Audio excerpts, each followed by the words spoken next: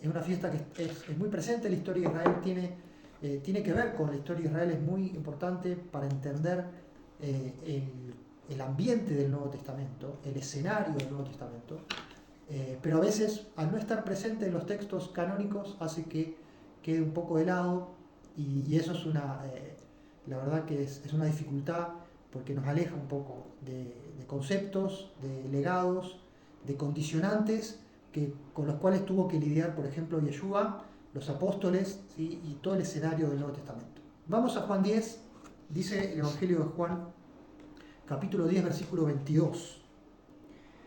Celebrábase en Jerusalén la fiesta de la dedicación, ¿sí? Y acá esta palabra dedicación en hebreo es Hanukkah, ¿sí? Hanukkah, dedicación. Podemos agregar como, entre paréntesis, dedicación, ¿de qué? Dedicación del templo en Jerusalén, del templo de Jerusalén, el templo que Yeshua conoció, el templo donde paseaba. Y de hecho, fíjense lo que dice el texto. Celebrábase en Jerusalén la fiesta de la dedicación, era invierno, ¿sí? El mes de Kisleu, el mes de noviembre y diciembre en el calendario gregoriano, según el calendario bíblico, el mes de Kisleu. Generalmente para esta fecha, en el hemisferio norte, esto significa invierno, frío, ¿sí? O sea que está correcto acá la descripción del Evangelio de Juan, que nos dice que era la fiesta de la dedicación y que era invierno, correcto.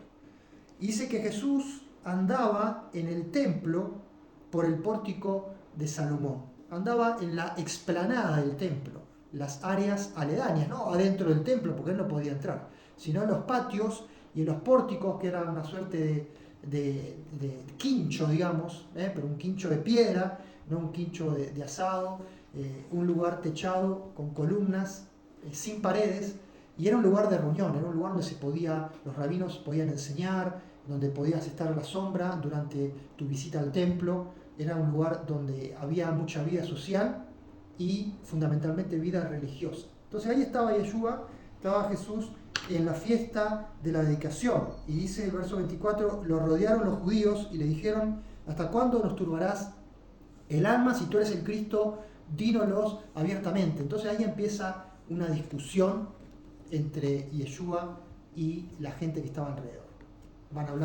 Yeshua va a hablar de las ovejas que escuchan su voz, va a decir, según el texto del Evangelio de Juan, yo y el Padre uno somos, versículo 30, iban a tomar piedra a los judíos para apedrearle, y Yeshua le va a decir, bueno, ¿por cuál de las buenas obras me quieren apedrear? Y le dicen los judíos, no, por buenas obras obviamente no te vamos a apedrear, sino porque vos siendo hombre te haces igual a Dios. Entonces viene una discusión y Yeshua les dice en el versículo 34, Jesús respondió, ¿no está escrito en vuestra ley, yo dije, dioses sois?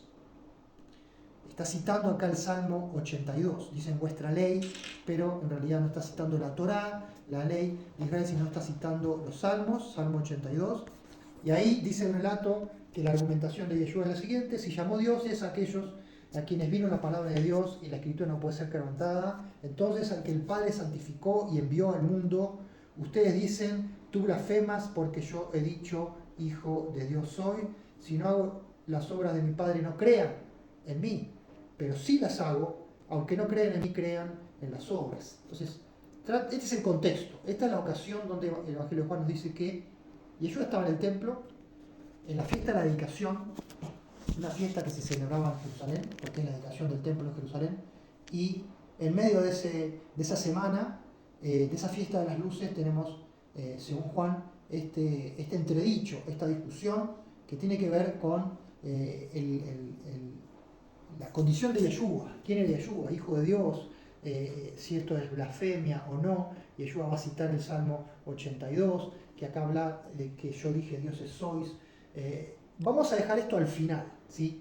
Porque quizás nosotros leemos todo de corrido, Juan 10, y bueno, como pasamos de largo por esto de la dedicación, nos parece algo que realmente no agrega nada, bueno, intentamos entender los diálogos y yo creo que si nosotros hacemos un gran paréntesis, que sería la charla para entender la fiesta de la dedicación, y volvemos a esto, quizás encontramos algunos condimentos nuevos para darle contexto y marco a esta discusión de Yeshua y estos judíos que lo vienen a increpar. ¿Les parece?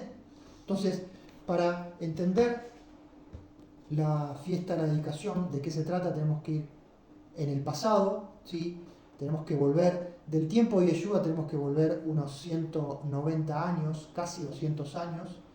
De nuestro tiempo actual tenemos que volver más de 2000 años, ¿sí? 2200 años, para situarnos en la Judea del siglo II antes de Cristo. ¿Sí? La Judea del siglo II antes de Cristo es una Judea que está en el marco histórico de lo que se llama el período del Segundo Templo. ¿Qué es el período del Segundo Templo?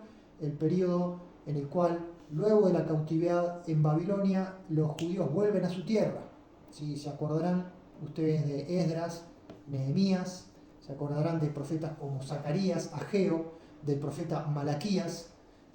Todos estos personajes y todos estos libros están asociados al periodo del retorno, cuando de la cautividad, por decreto de Ciro el persa, hay un retorno de los judíos a su tierra. Esto marca un nuevo comienzo en la fe judía, y a partir de ahí se reconstruye el templo. Zorobabel, ¿se acuerdan de Zorobabel? Reconstruye el templo, el altar. Estamos hablando del año menos 500 a.C. Y de ahí se empieza a desarrollar una fe en Judea basada en lo que podemos llamar el judaísmo de la Torá. A partir de esa época podemos hablar de un judaísmo centrado casi exclusivamente en la Torá y en el templo, donde hay una religión centralizada en Jerusalén, unificada. Se vuelve a poner a la ley de Moisés en valor y es el eje de la religión, el Shabbat, las fiestas bíblicas, toda la legislación de Moisés. Y entonces Judá empieza a tratar de hacer pie en ese mundo, ¿sí? Había expectativas de que los judíos volvían a su tierra, iban a establecer un reino, y que ese reino inclusive iba a tener tintes mesiánicos y de grandeza, pero estas cosas no sucedieron, ¿sí? Judea se mantuvo como una provincia. Judea no fue un reino, ¿sí? Zorobabel era de linaje real, pero nunca fue rey. No se restableció la dinastía davídica. Todas estas expectativas no se cumplen, pero sí se cumple el hecho que Jerusalén vuelve a ser habitada como ciudad judía, el templo se reconstruye, y parece ser que este fue el pacto con Ciro.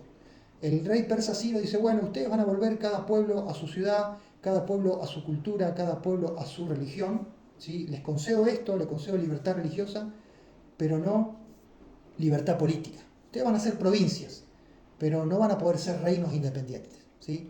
Parece que la sociedad judía lo entendió, vio que era lo mejor para esa época, y vemos que no hay intenciones de independencia, no hay intención de establecer un reino judío en esa época, ¿sí? Pasa el tiempo y después de los últimos escritos bíblicos del Antiguo Testamento, sobre todo Malaquías, entramos en una penumbra, entramos en años de penumbra donde la Biblia no nos habla de qué pasó en Judea, en Jerusalén. Son años donde parece que Judea queda al margen de la historia, ¿sí? Queda como al costado, queda hoy diríamos, en un tercer mundismo, y la historia pasa por otros lados. Y la historia va a pasar por el ascenso de Grecia, el ascenso de lo que después podríamos llamar el imperio griego, la cultura griega, el helenismo. Todo esto se empieza a desarrollar, empieza a crecer, y llegamos a la época en que Alejandro Magno, ¿sí?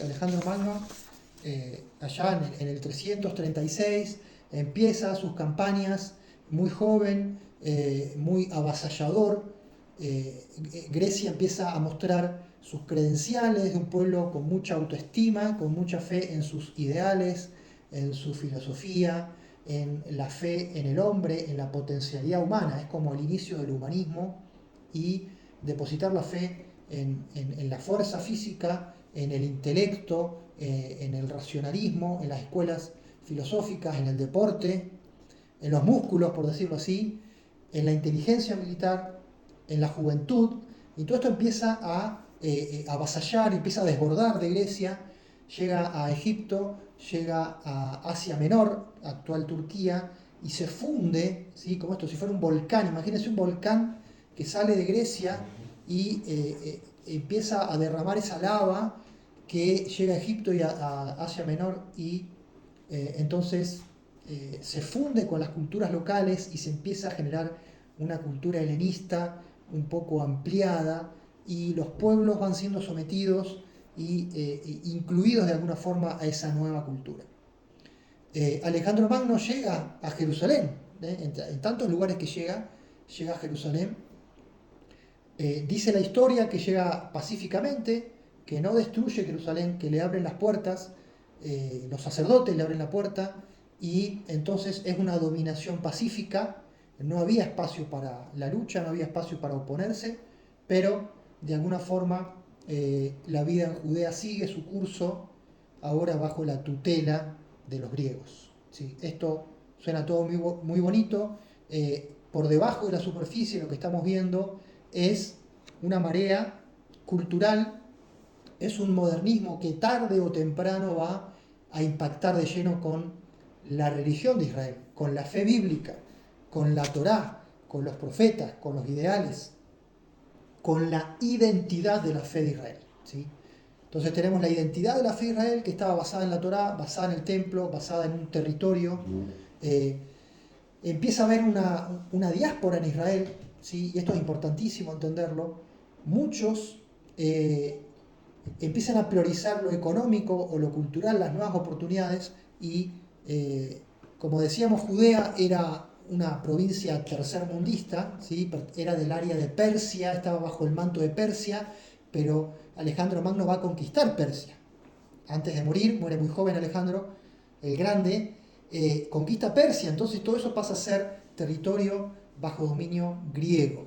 Entonces lo que estamos por presenciar es el momento en donde toda esta marea cultural que de a poco va acercando a Judea, en algún momento va a ser inevitable el conflicto y la confrontación. Esta modernidad, por ejemplo, para que ustedes se den una idea, era, por un lado, la filosofía griega que se empieza a trozar, a dividir, a tener ramas de las ciencias que hoy conocemos. Por ejemplo, la matemática, ¿sí? La astronomía, la medicina, cosas que hoy son fundamentales en el mundo moderno y que ahora podemos entender que en esa época histórica nacieron o de alguna forma adquirieron una forma visible. ¿Sí? Se van transformando el conocimiento y la forma con que los hombres tratan el universo y la filosofía y sus escuelas griegas para buscar la felicidad del hombre.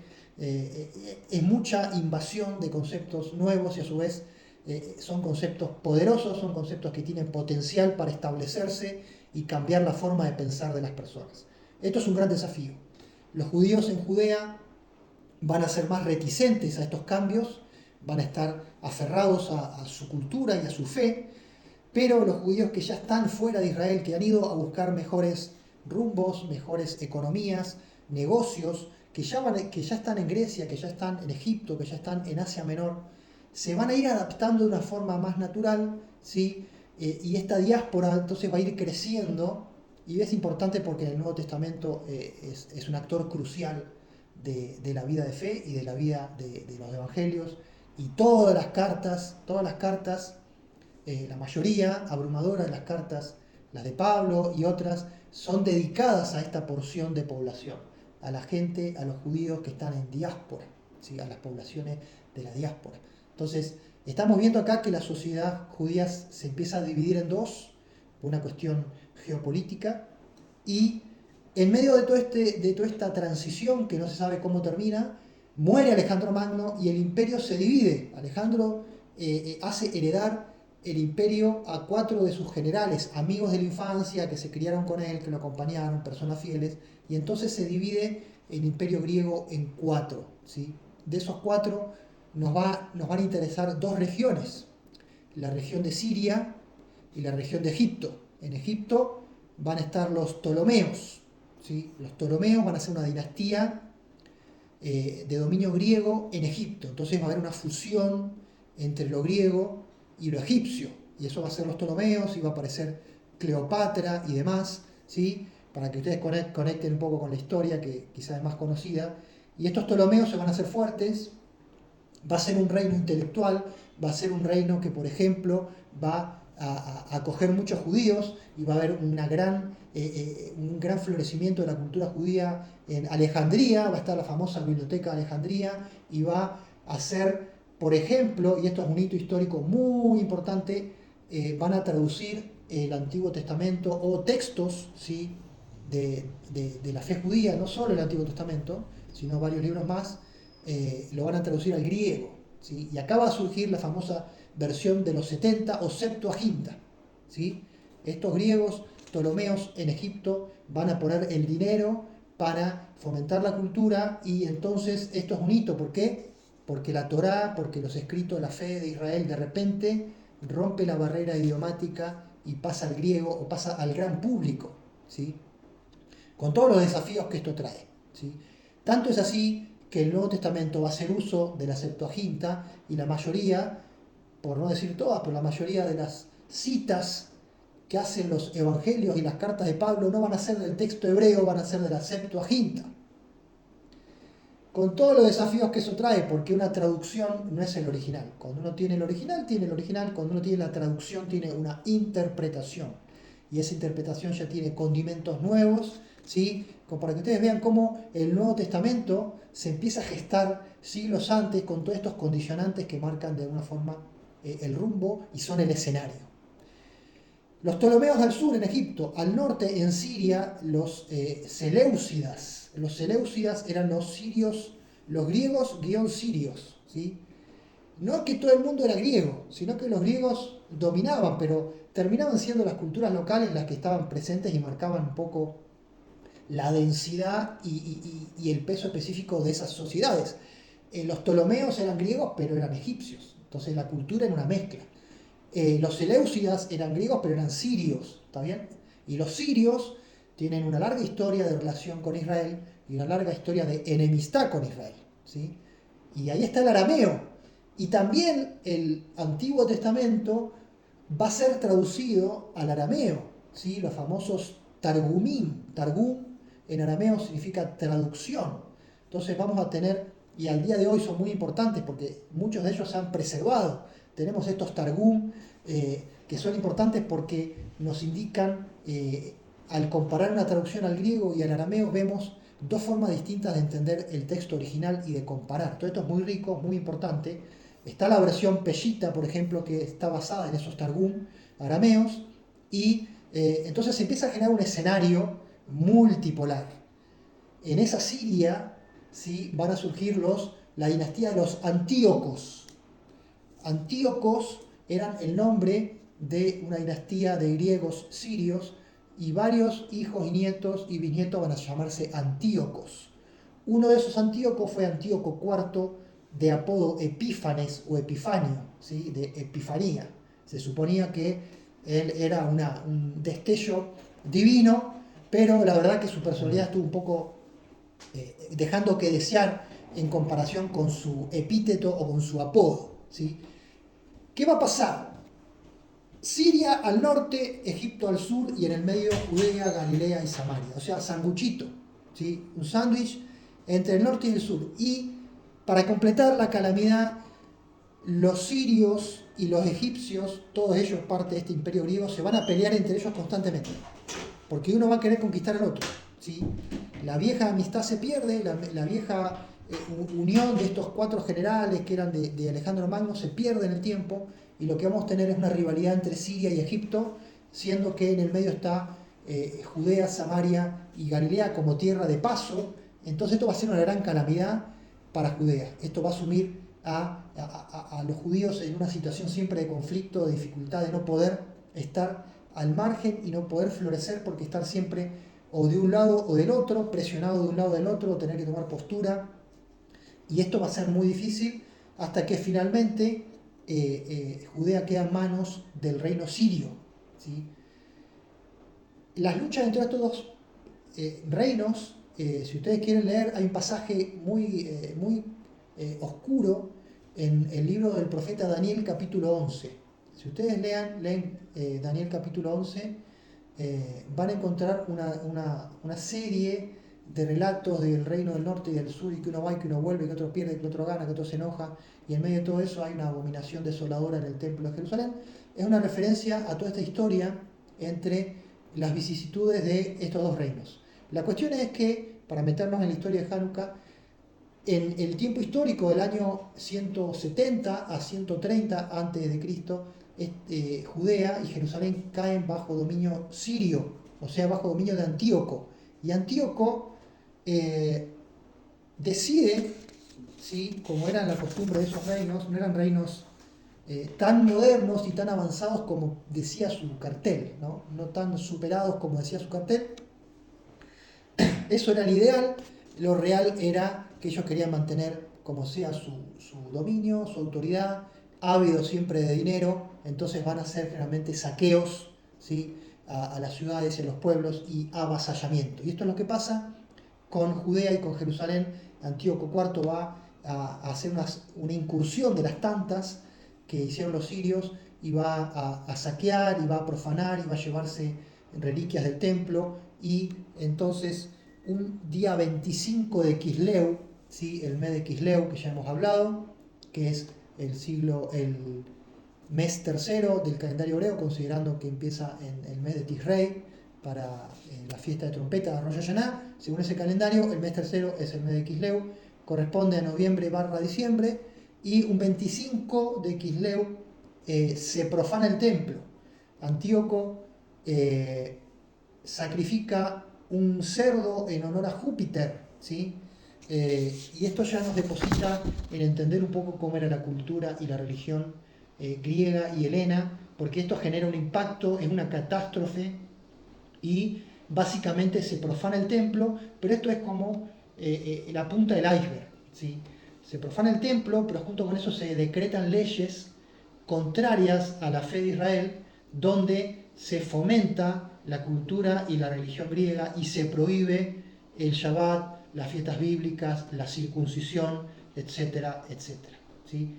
La religión de los griegos, o la religión helena, era politeísta, ¿sí?, con sus dioses que nosotros conocemos, por ejemplo Zeus, y los 12 dioses olímpicos, ¿sí? Tenían muchos dioses. Ellos veían al mundo como infectado de dioses. Estos dioses estaban muy humanizados, tenían rasgos humanos. Por ejemplo, Dionisio, el dios del vino; el otro, el dios de la guerra; el dios de los mares; el dios de la fertilidad, etcétera, etcétera. Entonces era más fácil conectarse con estos dioses humanizados, que a su vez estaban representados por estatuas. Había mucha iconografía, ¿sí? Y todo esto va a ser un espanto para la fe de Israel, ¿sí? Estos dioses eran dioses antropomórficos en un grado extremo, ¿sí? Eran dioses que se describían de punta a punta como seres humanos, pero eran dioses, o superhombres, ¿sí? Todo esto nos empieza a sonar: superhombres, olímpico, ¿sí?, la cuestión de los deportes con una forma de culto a los dioses; el teatro como una forma de culto a Dionisio. Entonces todo esto es esta marea, esta aplanadora cultural y religiosa, todo mezclado, que empieza a ser impuesta. Ya no es una cuestión de, bueno, acá tenemos algo nuevo, lo podemos ir aceptando o no, a una velocidad, como cada uno quiera. Acá de repente las formas se empiezan a tornar un poco más opacas, un poco más imperialistas, más de imposición, de autoritarismo, más rudo. Entonces esto precipita un conflicto, ¿sí? Se impone el gimnasio, se impone ir a trabajar los músculos desnudo, ¿sí?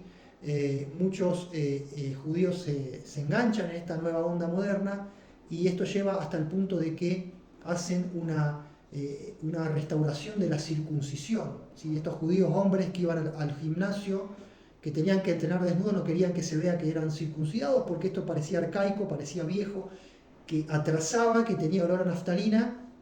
Entonces dice el texto de Macabeos que, no me pregunten cómo, hacían una operación y hacían una reconstitución para volver atrás la circuncisión. Imagínense todo el escándalo que esto generaba en la sociedad israelí, en la sociedad hebrea, en una sociedad que guardaba sus ritos y su tradición y su fe durante siglos, durante muchos siglos, con un costo muy alto, y de repente estaban sucumbiendo a una realidad que los estaba arrastrando, ¿sí? Entonces hay una grieta social, parte de la sociedad lucha contra esta modernización, entre comillas, ¿sí? Que es parte de modernización y es parte de imposición cultural y religiosa, y parte de la sociedad acompaña, se suma, se hacen helenizados en la propia tierra de Israel, helenizados en la propia Jerusalén, ¿sí? Y esto entonces va a ser una tensión enorme. Hay una religión oficial que se empieza a imponer.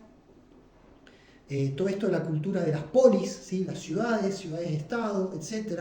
El tema de los dioses olímpicos y de los Juegos Olímpicos, las procesiones, las fiestas culturales, se arman los panteones, se arman toda una estructura, hay toda una cadena de autoridad de los dioses. Están los dioses de los 12, ¿sí? Que son Zeus, Atenea, Afrodita, Ares, Apolo, Hermes, Dionisio, Demeter, Hera, Artemisa o Diana de los Efesios. ¿Se acuerdan? Esta Artemisa que también se conecta con la Diana de Éfeso en este sincretismo que va a estar avanzando. Poseidón, el dios de los mares, y Hefesto, ¿sí? Estos son los dioses olímpicos que a su vez estaban organizados y teníamos inclusive hasta trinidades, ¿sí? Hay una batalla, esto es todo filosofía y religión helena, hay una batalla final de estos dioses contra los famosos titanes, ¿sí? Todas palabras que son presentes en nuestra cultura. Los titanes, los dioses olímpicos le ganan a los titanes y se hace una división en los órdenes de la tierra. Se hacen 3 reinos, ¿sí? Entonces está la Trinidad, donde está Zeus, el dios supremo, que le corresponde el cielo, y a sus hermanos le corresponde el mar, que es Poseidón, y a Hades le corresponde el inframundo. Y esta palabra Hades va a aparecer en el Nuevo Testamento, ¿o no? ¿Se acuerdan? El famoso Hades, ¿sí? No solamente es el lugar de los muertos, sino que por detrás está el dios, ¿sí? Del inframundo, o sea, del más allá de los muertos, etc. Estos tenían genealogías y dioses hijos, que eran considerados hijos de dioses y se llamaban teos. Teos eran los hijos de estos dioses. Y en el Nuevo Testamento vamos a encontrar la palabra teos para referirse al Dios de Israel, ¿sí? ¿Por qué? Porque el Nuevo Testamento se escribe en griego, porque se escribe en general para la diáspora judía, para los judíos que hablan griego, ¿sí? Y entonces hay que usar palabras griegas, y esto genera un conflicto lingüístico muy importante, que se resuelve como puede, porque una cosa es hablar de Jehová, otra cosa es hablar de Elohim, hablar de Adonai, y cómo conecto eso con palabras griegas que estén a disposición de estas categorías. Imposible, porque los griegos no inventaban palabras para los dioses ajenos, ellos inventaban palabras para sus propios dioses, ¿sí? Entonces vamos a encontrar esta fricción y esta dificultad de expresar al Dios de Israel en términos griegos. Y así es el Nuevo Testamento.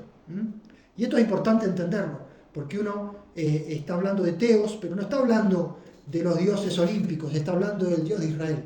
Entonces de alguna forma tenemos que nosotros conectar y volver a las categorías del Antiguo Testamento, donde aparece Jehová, donde aparece inclusive Elohim, Adonai, etc. Así que fíjense cómo toda esta etapa histórica es fundamental. Pero seguimos adelante. ¿Qué pasó? Lo que pasó es que el templo se profana, se prohíben las prácticas judías, se prohíbe la Torá, se prohíbe la circuncisión, se prohíbe el Shabbat. Entonces es una desgracia nacional para la mitad de la sociedad. Para la otra mitad de la sociedad dice, bueno, son nuevos tiempos, tratemos de adaptarnos.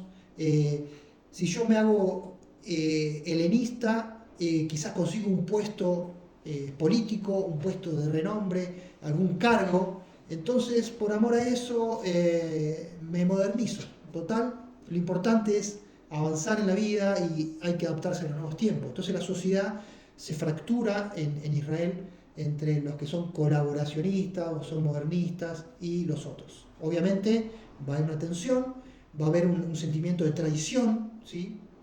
Y esto se tensiona, no hay respuesta militar, hay un avasallamiento, hay una retracción de la fe, el judío creyente se esconde, el judío creyente hace su fe a escondidas, practica su fe a escondidas. Llega un momento que esto es una olla a presión y en una ciudad que se llama Modi'in, que hasta el día de hoy está en Israel, yendo hacia el oeste, como si uno va de Jerusalén a Tel Aviv, más o menos a mitad de camino, cuando uno va dejando la región montañosa, está Modi'in. Había unos sacerdotes, ¿sí? Unos sacerdotes, y había un tal Matatías ben Asmón, hijo de Asmón. Era un sacerdote con sus hijos, ¿sí? Judá, Jonatán, Simón, ¿sí? Etcétera. Eran un clan, ellos fieles a Dios, y llega un oficial griego y dice, bueno, tenemos que instaurar la religión griega acá, así que Matatías, vos que sos acá uno de los principales, la gente te respeta, tenés una trayectoria, sos sacerdote, ya sos grande, tenés tu familia, tu clan que te respeta, así que vos tenés que ser el primero en dar el ejemplo y empezar a hacer culto a los dioses griegos, así que ponete las pilas, vamos a hacer un sacrificio, vamos a sacrificar un puerco y vamos a hacer un culto a los dioses griegos y vamos a hacer un gimnasio y vamos a hacer un teatro y vamos a empezar a modernizar esto porque el rey quiere así. Obviamente, imagínense la respuesta de Matatías. Matatías dice, no, de ninguna manera no lo voy a hacer. Y en eso que estaba discutiendo con el oficial, otro judío que estaba ahí, que quería congraciarse, dice, no, deja, yo voy a hacer. Queriendo obtener ese lugar prometido a Matatías, él va, se adelanta y empieza a hacer los rituales.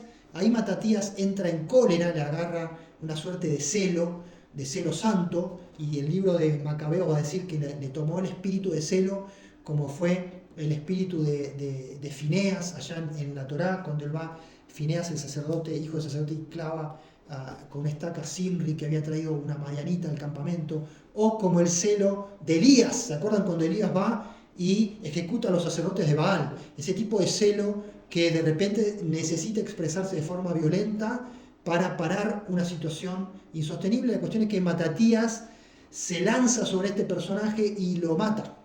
Y mata al oficial griego, y enloquece Matatías y empieza a correr por la ciudad. Dice, todos los que sean por Jehová, todos los que estén a favor de Jehová, síganme. Y empieza una revuelta. Empieza una revuelta desesperada, porque era eso o entregar su fe, entregar su vida a esta cultura griega que era muy linda, muy bonita, pero se estaba imponiendo y tenía formas oscuras por detrás, ¿sí? Lo bueno y lo malo de esta dominación cultural que de repente muestra los colmillos y se transforma en un autoritarismo, en algo déspota, en algo de tipo tribulación, ¿sí? Es un ambiente de tribulación, donde no hay escapatoria, o peleas o morís, o te sometés, ¿sí? O sos muerto. Entonces Matatías con sus hijos se van a las montañas y arman una guerrilla. Y pasan 2 años de guerrilla donde ellos se esconden. Es una guerrilla santa. Ellos siguen haciendo su culto a Jehová, siguen guardando el Shabbat. Y los griegos, fíjense, los griegos que arteros empiezan a atacarlos en Shabbat. Y a este grupo de guerrillas se juntó mucha gente que en realidad no había militares, eran todos civiles, porque estos eran sacerdotes que en vez de agarrar el rollo de la Torá, agarran una espada, pero no habían sido entrenados en la guerra. Era una guerra santa, una guerra por una causa, la causa de Dios y de la fe. Entonces eran todos inexpertos en la batalla. Y la gente va con sus familias, se juntan con los chicos, con las mujeres, van todos y hacen tipo un campamento en las cuevas, en los montes, y dicen que los griegos van y los atacan en Shabbat, porque sabían que en Shabbat los judíos no iban a luchar. Y en la primera batalla matan a 1000 personas, a 1000 judíos que se niegan a defenderse porque era Shabbat. Y dicen, nosotros acá en el nombre de Jehová preferimos morir porque ustedes son unos impíos y nosotros no vamos a profanar Shabbat. Entonces mueren 1000 personas.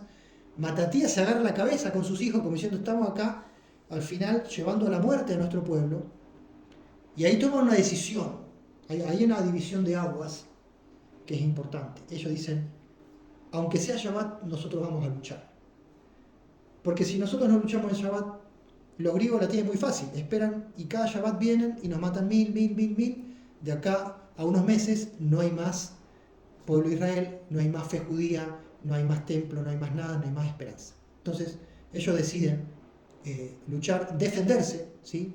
Este concepto de defenderse es importante. Ellos no van a atacar en Shabbat, ellos no quieren atacar, lo que quieren es defenderse. Y hasta el día de hoy, fíjense que el ejército de Israel, el ejército actual de Israel, se llama ejército de defensa de Israel. Ejército de defensa de Israel. Y fíjense que Israel hace cuestión de colocar ejército de defensa de Israel. Y hoy Israel está atacando en Gaza porque se está defendiendo del ataque sufrido. ¿Sí? Esto es como una doctrina. Esto es importante, no da lo mismo. Y acá vemos cómo el pensamiento judío tiene su transposición al área militar con esto de yo me defiendo. ¿Sí? Si vos me atacás, yo me voy a defender. Porque no me estoy defendiendo a mí mismo, estoy defendiendo una fe, un legado, y somos de alguna forma testigos de la palabra de Dios. Entonces, después de 2 años, Matatías muere en batalla. Después su hijo Judas que tenía por apodo Maccabi, ¿sí? Acá viene la historia de los macabeos. Judas era de apodo Maccabi. Maccabi tiene que ver con martillo, con golpe de martillo, ¿sí? Entonces Judas Maccabi o Macabeo toma el lugar de su padre y conquistan de nuevo, recuperan Jerusalén. Los griegos no eran un ejército gigante. Los griegos tenían un destacamento acá, un destacamento allá, porque lo que querían hacer los griegos que estaban en Siria era simplemente controlar la zona, cobrar impuestos, tener dinero y mantener el control, ¿sí?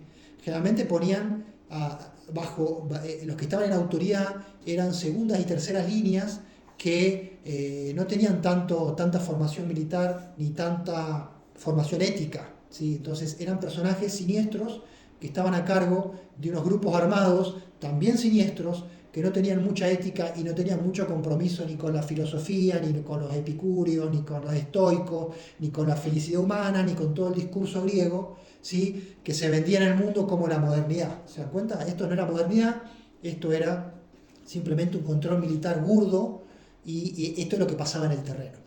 2 años, la guerrilla de los macabeos reconquista Jerusalén, y ahí viene, en el año 165, en el 25 de Quisleu, el mismo día que fue profanado el templo, con la abominación desoladora, con este sacrificio, este altar pagano que se hace a Júpiter en medio del templo. El templo estaba desierto, el templo estaba abandonado. Dice Macabeo que le habían crecido los arbustos, ¿sí? Que estaba hecho una desolación, sucio, roto, viejo, depredado. Se habían llevado la menorá, se habían llevado el altar de incienso, se había llevado todo.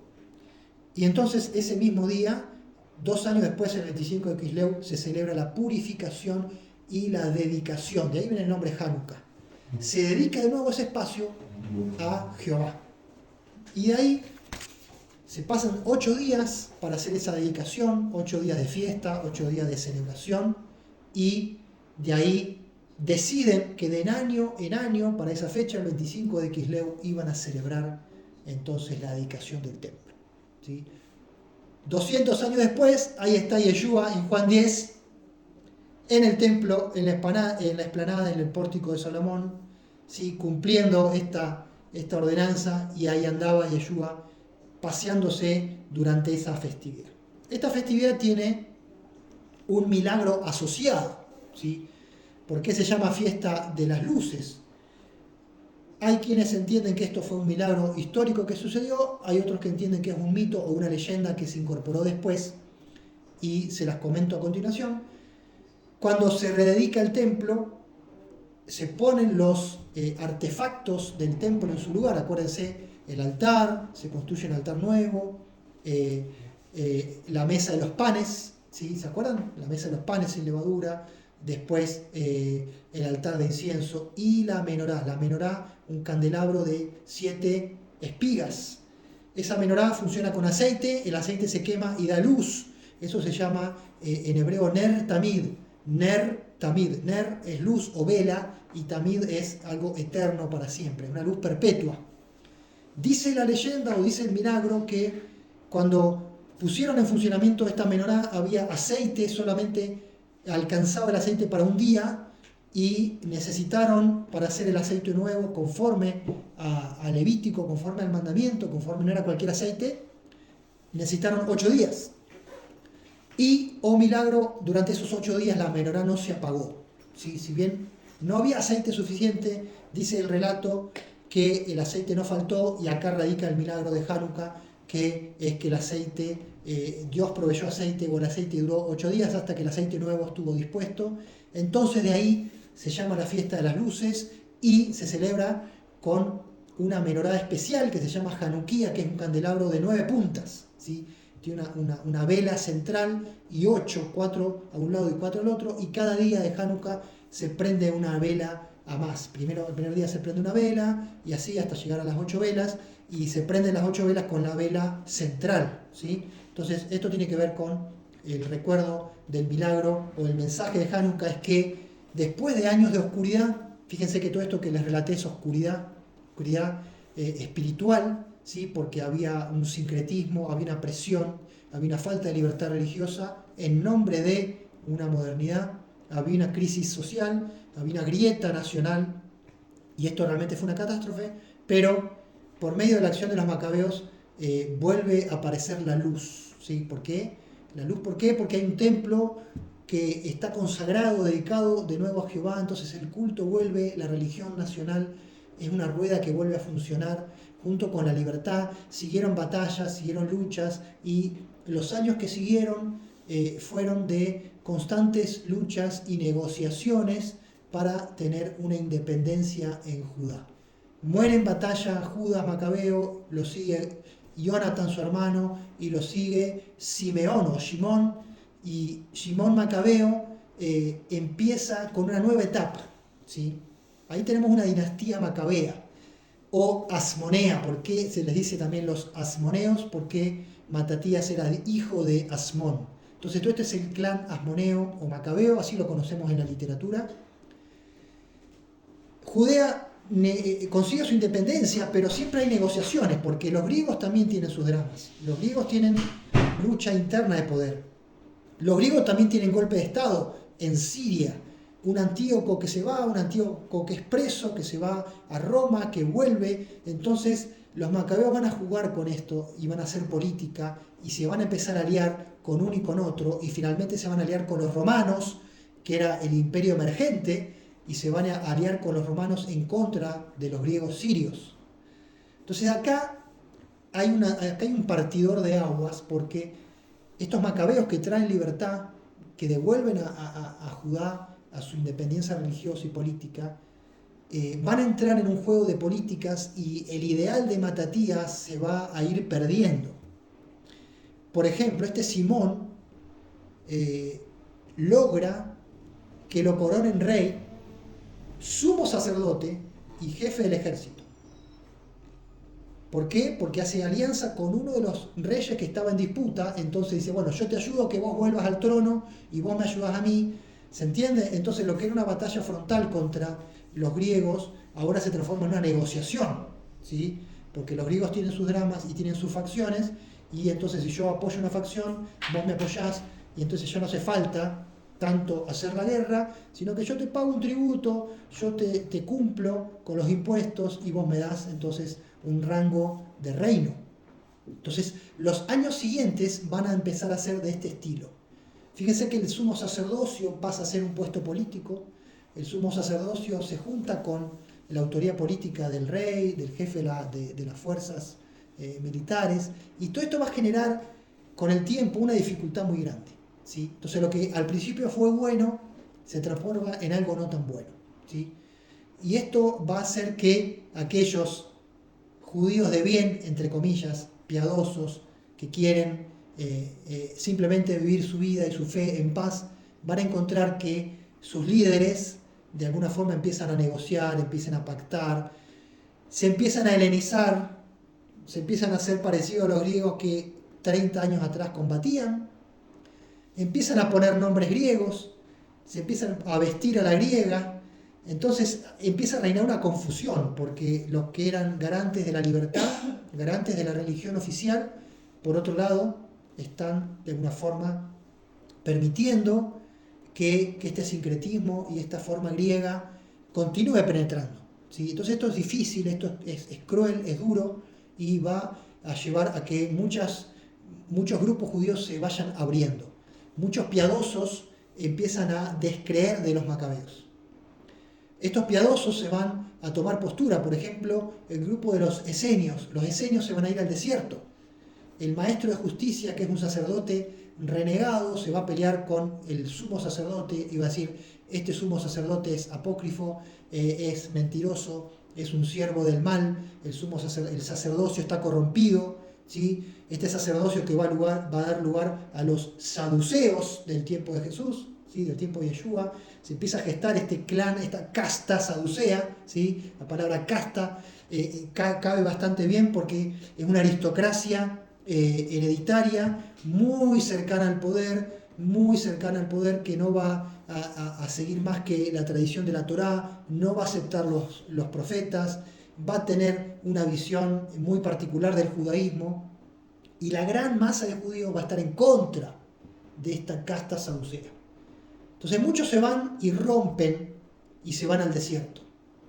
Y ahí forman las comunidades, por ejemplo la comunidad de Qumran, que empieza a estudiar los rollos de la Torá, de los profetas, buscando visión de Dios, buscando entender el tiempo, buscando encontrar la profecía, hacia dónde va todo esto, toda esta calamidad.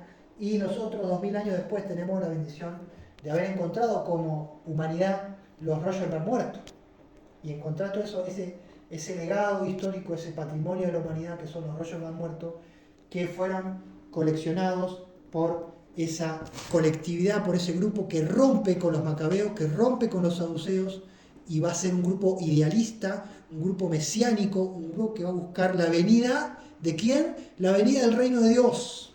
Y esto es importante porque el Nuevo Testamento va a hablar del reino de Dios. Entonces, la venida del reino de Dios necesariamente para este grupo va a implicar una batalla cósmica, la batalla de los hijos de Dios o los hijos de la luz contra los hijos de las tinieblas, ¿sí?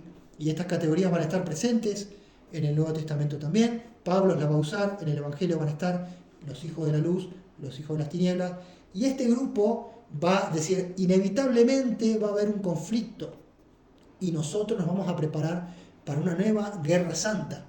Pero no nos vamos a preparar siendo los mejores en el uso de la espada, en técnicas de guerrilla.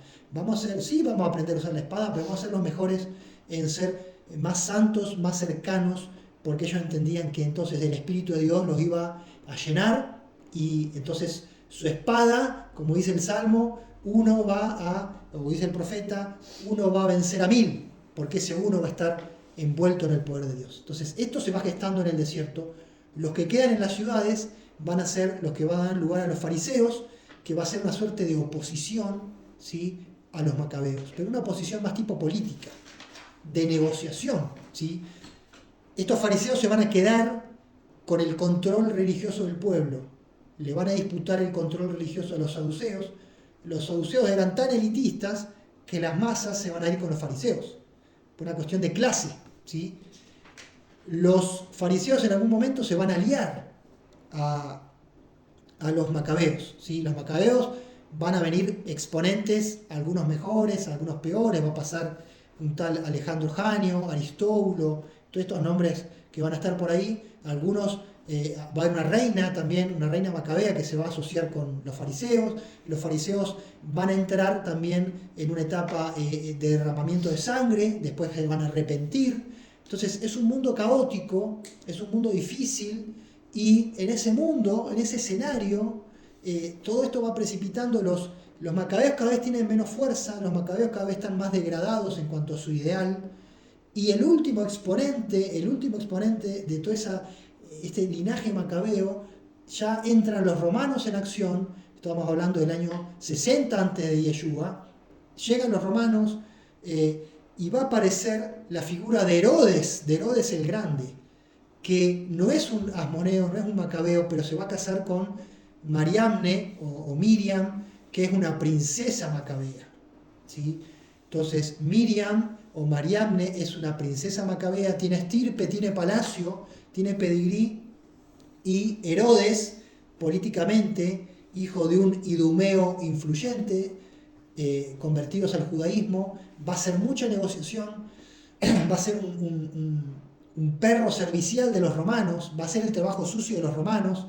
Este Herodes el Grande va a ir a Galilea a matar a quien sea, a matar a los rebeldes para ganarse el favor, va a terminar preso, vuelve, va a estar en libertad, etcétera, etcétera. Y Herodes el Grande, que es quien abre, de alguna forma, quien abre el Nuevo Testamento, ¿sí?, con los relatos de Yeshua, de su nacimiento, de la persecución de Herodes. Va a ser entonces el último exponente de los macabeos, no porque él sea macabeo, sino porque él es casado con María o Miriam, la princesa macabea. Fíjese el contexto de hartazgo de la sociedad judía del siglo I, de Yeshua y sus contemporáneos, que estaban padeciendo a los romanos, pero antes habían padecido a los griegos y a su vez habían padecido a sus propios macabeos, que empezaron bien y terminaron mal, ¿sí? En ese escenario surgen los celotes, que es el otro grupo. Los celotes eran los que querían volver a hacer una guerra santa, pero no tan santa, porque ellos mismos no eran tan santos, ni sus formas eran tan santas, simplemente eran fanáticos. Y son los que finalmente van a hacer las guerras judeo-romanas, las guerras del año 70, del año 66 al 70, donde se va a destruir de nuevo el templo de Jerusalén, porque estos celotes van a liderar una revuelta contra los romanos. Entonces, el tiempo de Yeshua es un tiempo totalmente complejo, ¿sí? Y vemos el escenario, vemos los saduceos, que son la pata religiosa de los macabeos, ¿sí? Hay una alianza, ¿sí? El sumo sacerdocio se va a comprar y vender, va a haber sumos sacerdotes asesinados, herederos asesinados, esto va a ser trágico, esto va a ser una politiquería muy baja, muy violenta. Entonces la sociedad judía estaba atrapada entre los saduceos, entre este Herodes el Grande, que por un lado le reconstruye el templo, por un lado, como dicen los discípulos, fíjate Yeshua, qué grandes piedras, qué grandes edificios, Herodes nos construyó todo esto. Y a Yeshua, que todo esto le da medio por el hígado, dice, no va a quedar piedra sobre piedra que no sea destruido. Y vemos en Yeshua una postura contraria al templo, contraria a los líderes, ¿sí? Porque el templo era el templo de Herodes, y si bien Yeshua respetaba el templo, no respetaba mucho a las autoridades del templo, ¿sí? Por estos motivos, ¿sí? Por un sacerdocio corrompido, de casta, aristocrático, que decía, bueno, los ricachones somos los bendecidos por Dios, los pobres somos los que los pobres son los que tienen que padecer, porque Dios da sus bendiciones en esta tierra, así que si sos pobre por algo será, y ellos aseguraban la riqueza y se mantenían en su posición. Entonces Yeshua va a tener que manejarse en medio de estos extremos, ¿sí? ¿Y cuál va a ser la posición de Yeshua? ¿A quién va a favorecer? ¿Cuál va a ser el mensaje del Evangelio? El mensaje del Evangelio en un contexto de Hanukkah es somos libres, pero no tanto. Hemos sido liberados, pero a su vez la fuerza militar no lo es todo. Entonces la fuerza militar ayudó, en su momento fue importante, pero no logró todo lo que supuestamente tenía que lograr. Entonces el mensaje de Yeshua no va a ser un mensaje militarista, va a ser un mensaje diferente, sí va a apuntar al reino de Dios, va a decir, esto que tenemos ahora no es lo que Dios provee, este Herodes, estos líderes, este sacerdocio, esto no es lo que Dios quiere, ¿sí? El reino de Dios todavía está por manifestarse y hay que buscarlo, pero no lo vamos a buscar por la guerra, ¿sí? Y esto seguramente generó tensiones y muchos discípulos se alejaron de él por esto. Algunos inclusive creen que Judas Iscariote quería una operación militar y terminaría traicionándolo porque Yeshua era, digamos, más de línea pacifista, si vale el término. Si bien Yeshua confrontaba, pero el mensaje de Yeshua no era tomar las armas. Entonces vemos a un Yeshua que busca un camino intermedio entre la situación y dice, bueno, si los romanos están, por algo será. Evidentemente nuestros líderes no han sido mejores que los romanos y nos toca padecer esto, hay que padecerlo en el temor de Dios hasta que vengan tiempos mejores, y va a decir a César lo que es de César y a Dios lo que es de Dios. Hay una doctrina por detrás que busca hacer equilibrio y busca no caer en extremos polarizados, ¿sí? Entonces el Evangelio tiene que ver con seguir el ideal, seguir la utopía del reino, pero no por las armas, no por lo geográfico, no por buscar de cualquier manera una centralidad en el templo, sino buscando de alguna forma una abertura, ¿sí? Una abertura, un protagonismo de las personas, ¿sí? Un protagonismo de los humildes, de los pobres y una esperanza de tiempos mejores, ¿sí? No hay una receta de corto plazo y Yeshua, sino hay un camino, ¿sí? Hay un camino duro y difícil que lleva al reino. ¿Qué pasa con Pablo? ¿Qué pasa con Pablo? Pablo también va a hacer su propia estrategia. Fíjense qué interesante, Pablo es un hijo del judaísmo helenista, y con esto termino. Pablo va a estar asociado a la iglesia de Antioquía. Fíjense qué paradoja. La iglesia de Antioquía, la iglesia de Hechos 13, la iglesia misionera, está en la ciudad de Antioquía. Ustedes pueden descubrir en honor a quién, si se crea o se establece o se funda la ciudad de Antioquía. La ciudad de Antioquía se funda en honor a Antíoco, ¿sí? Y oh casualidad, uno de esos Antíocos fue el que profanó el templo, ¿sí? Y el que generó tantos males. Pero el tiempo pasa y en esta ciudad de Antioquía hay lugar para que haya una colectividad judía floreciente y para que haya entonces un grupo mesiánico floreciente que va a ser el que va a enviar a Pablo, ¿sí?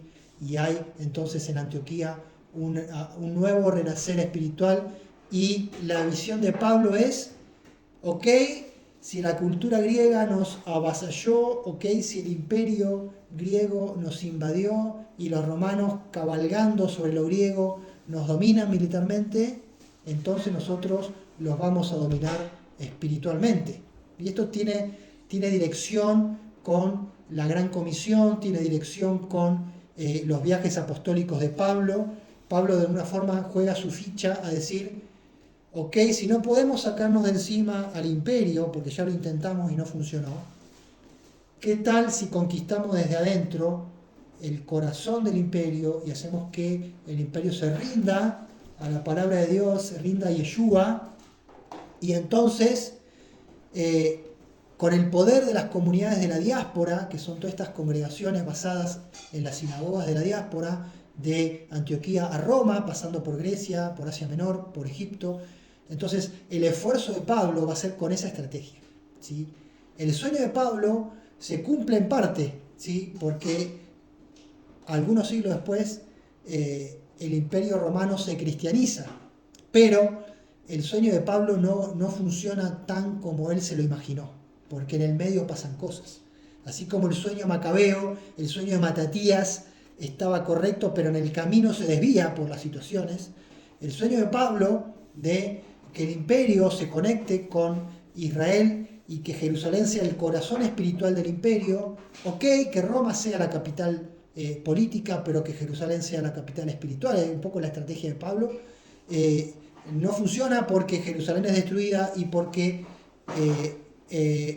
el imperio cristianizado se cristianiza sacrificando su conexión con Israel, sacrificando su relación con el legado judío. Entonces va a haber una negación de Israel como pueblo, va a haber una teología de la sustitución, va a haber un antisemitismo, y lo que parecía una buena idea y que tal vez lo era, o posiblemente lo era, o seguramente lo era y lo es, en el medio entran otros ingredientes y otros actores, porque una cosa es el apóstol Pablo, otra cosa son los líderes que fueron discipulados por Pablo, y otra cosa son los líderes discipulados por los que eran discipulados por Pablo, y la tercera y cuarta generación tiene una visión completamente diferente a la de Pablo y de los apóstoles, y llegamos entonces a cierto desvío, ciertas dificultades, y vemos cómo hoy por hoy, en el siglo XXI, estamos más o menos en la misma situación, ¿sí?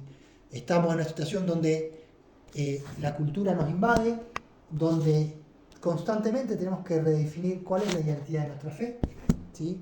Cuál es la identidad de lo que nosotros creemos, en qué tenemos que basarnos, si nuestra fe es simplemente de una cuestión simplemente discursiva, abstracta, o tiene condimentos concretos, y si vale la pena luchar por ellos. Y hoy vemos que estamos inmersos en una matriz cultural casi homogénea, ¿sí? Muy importante, y los desafíos de generación a generación es ¿qué hacemos? ¿Para dónde vamos? ¿Sí?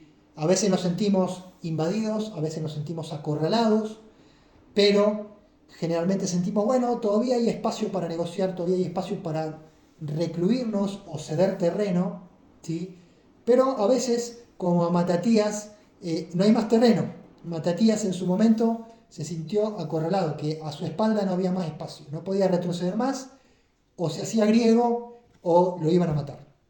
En ese escenario de tribulación es que él decide luchar. Gracias a la lucha de estos primeros macabeos, la provincia de Judea logra la independencia.